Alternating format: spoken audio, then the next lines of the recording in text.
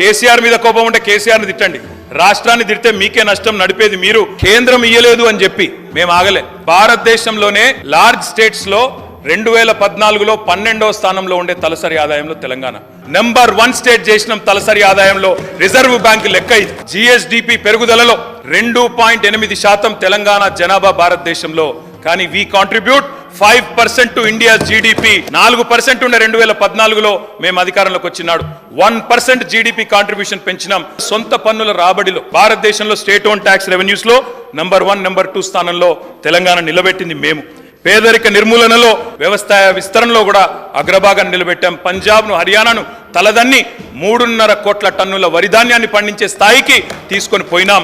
Is of doing business లో అగ్రభాగాన 1, 2, 3 ranks లో నిలబెట్టాం తెలంగాణను. 24 గంటల కరెంటు అన్ని రంగాలకు ఇస్తున్న ఒకే ఒక్క రాష్ట్రం తెలంగాణగా నిలబెట్టింది మేము. నేను ముగించే ముందు నేను ఒకటే కోరేది అధ్యక్ష,